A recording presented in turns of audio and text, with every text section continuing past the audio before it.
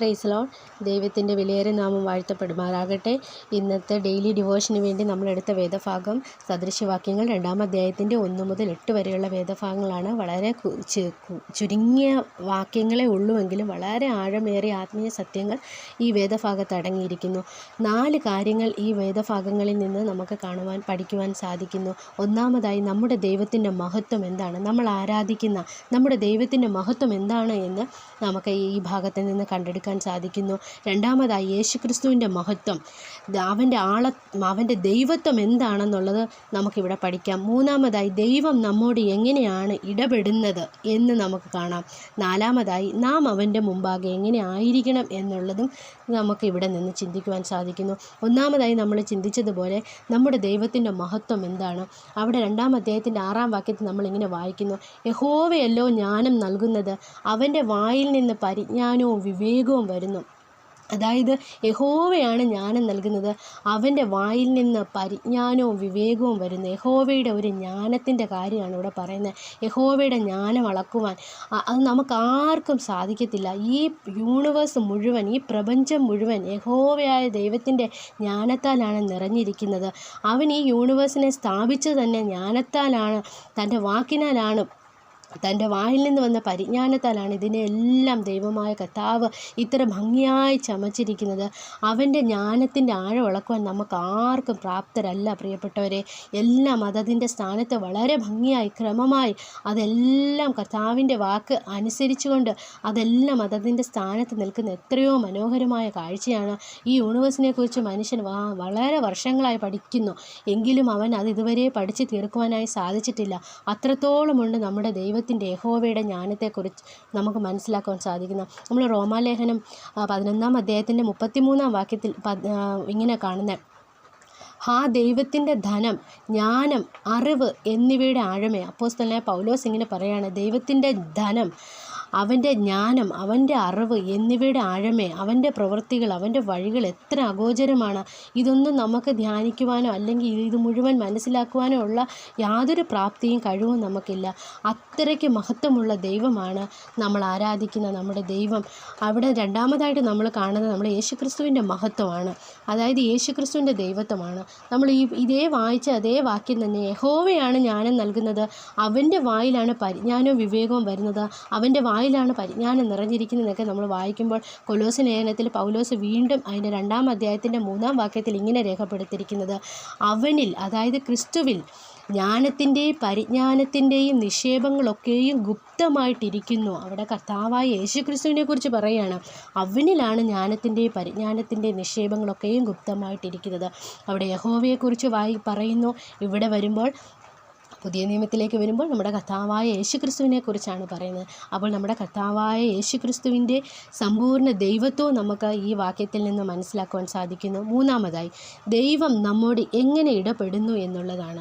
അതിൻ്റെ 7-8 വാക്യങ്ങളിൽ നമുക്ക് ഇങ്ങനെയാണ് കാണാൻ സാധിക്കുന്നത്, അവൻ നേരുള്ളവർക്ക് രക്ഷ സംഗ്രഹിച്ചു വയ്ക്കുന്നു. അപ്പോൾ നമുക്ക് രക്ഷ ഒരുക്കിയത് നമ്മുടെ ദൈവമായ കർത്താവാണ്. രണ്ടാമതായിട്ട് വായിക്കുന്നു, നിഷ്കളങ്കമായി നടക്കുന്നവർക്ക് അവനൊരു പരിച തന്നെ. നമ്മളെ സംരക്ഷിക്കുന്നത്, നമ്മളെ സൂക്ഷിക്കുന്നത് നമ്മുടെ ദൈവമായ കർത്താവാണ്. നമ്മളുള്ള ബന്ധത്തിലാണ് നമ്മൾ ചിന്തിക്കുന്നത്. മൂന്നാമതായി നമ്മൾ വായിക്കുന്നത്, തൻ്റെ വിശുദ്ധന്മാരുടെ വഴിയൊക്കെയും അവൻ സൂക്ഷിക്കുന്നു. അവൻ നമ്മുടെ പാതകളെ, ന്യായത്തിൻ്റെ പാതകളൊക്കെയും കാക്കുന്നു. അതായത് ദൈവത്തിൻ്റെ കയ്യിൽ നിന്ന് നമുക്ക് സമ്പൂർണ്ണമായൊരു സംരക്ഷണത്തിൻ്റെ ഒരു ചിത്രമാണ് നമുക്ക് ഈ വേദഭാഗത്തിൽ നിന്ന് കാണുവാൻ സാധിക്കുന്നത്. ഇനി അവസാനമായിട്ട് 4-മതായിട്ട്, ഇങ്ങനെ മഹത്വമുള്ള ഈ ദൈവത്തിൻ്റെ അല്ലെങ്കിൽ നമ്മളോട് ഇങ്ങനെ ഇടപെടുന്ന ദൈവത്തിൻ്റെ മുമ്പാകെ നാം എങ്ങനെ ആയിരിക്കണം എന്നുള്ളതാണ് നമ്മൾ അടുത്തതായി ചിന്തിക്കാൻ പോകുന്നത്. 2-ാം അധ്യായത്തിൻ്റെ 1-ാം വാക്യത്തിൽ ഇങ്ങനെ വായിക്കുന്നു, മകനെ, ജ്ഞാനത്തിന് ചെവി കൊടുക്കുകയും ബോധത്തിന് നിൻ്റെ ഹൃദയം ചായ്ക്കുകയും ചെയ്യേണ്ടതിന് എൻ്റെ വചനങ്ങളെ കൈക്കൊണ്ട് എൻ്റെ കൽപ്പനകളെ നിൻ്റെ ഉള്ളിൽ സംഗ്രഹിച്ചാൽ നീ ബോധത്തിനായി വിവേകത്തിനായി ശബ്ദം ഉയർത്തുന്നുവെങ്കിൽ. നമ്മളിവിടെ ചിന്തിച്ച് നോക്കുക. ഇവിടെ ശലോമോൻ പറയുകയാണ്, എൻ്റെ വചനങ്ങളെ കൈക്കൊണ്ട് എൻ്റെ കൽപ്പനകളെ നിൻ്റെ ഉള്ളിൽ സംഗ്രഹിക്കണം. അതായത് ദൈവത്തിൻ്റെ വചനങ്ങളെ നമ്മുടെ ഉള്ളിൽ സംഗ്രഹിക്കണം. നമ്മുടെ ഈ കൊച്ചു ഹൃദയത്തിൽ നമ്മൾ എന്തൊക്കെയാണ് സംഗ്രഹിച്ച് വയ്ക്കുന്നത് അല്ലേ? നമ്മൾ ഒരുപാട് കാര്യങ്ങൾ സംഗ്രഹിച്ച് വയ്ക്കാറുണ്ട്. അതിന് പകരം അതൊക്കെ നമ്മുടെ കുറവുകളാണ്, അതൊന്നും നമ്മളിവിടെ പറയുന്നില്ല. അതെല്ലാം നമ്മളായി ചിന്തിച്ചാൽ മതി. അപ്പോൾ ഇവിടെ ആവർത്തന പുസ്തകം 6-ാം അധ്യായത്തിൻ്റെ 6-ാം വാക്യത്തിൽ ഇങ്ങനെ വായിക്കുന്നത്, ഇന്ന് ഞാൻ നിന്നോട് കൽപ്പിക്കുന്ന ഈ വചനങ്ങൾ നിൻ്റെ ഹൃദയത്തിൽ ഇരിക്കണം. അപ്പോൾ നമ്മളോ ഹൃദയത്തിൽ സംഗ്രഹിച്ച് വെക്കാനുള്ളത് ദൈവത്തിൻ്റെ വചനമാണ്, ദൈവത്തിനെക്കുറിച്ചുള്ള ഭക്തിയാണ്, ദൈവത്തോടുള്ള സ്നേഹമാണ് നമ്മൾ ഹൃദയത്തിൽ സംഗ്രഹിച്ച് വെക്കാനുള്ളത്.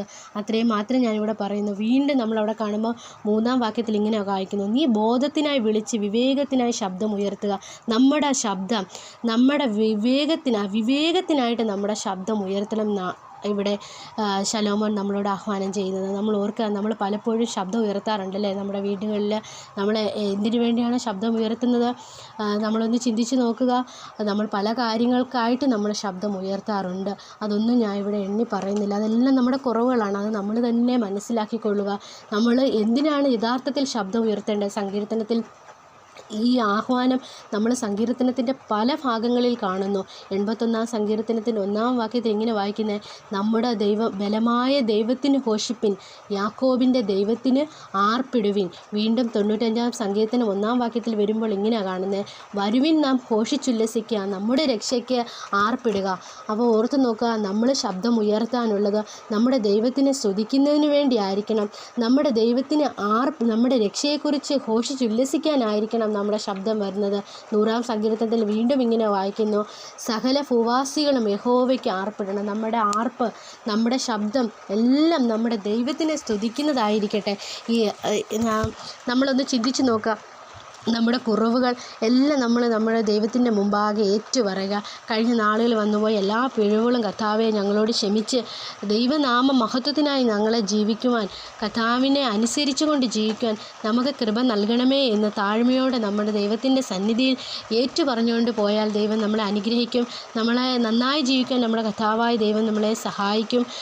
ഈ എളിയ ചിന്തകളാൽ അതിനായി ദൈവം കൂടുതൽ കൃപ നൽകട്ടെ. ദൈവത്തിൻ്റെ നാമം വാഴ്ത്തപ്പെടുമാറാകട്ടെ. ആമേൻ.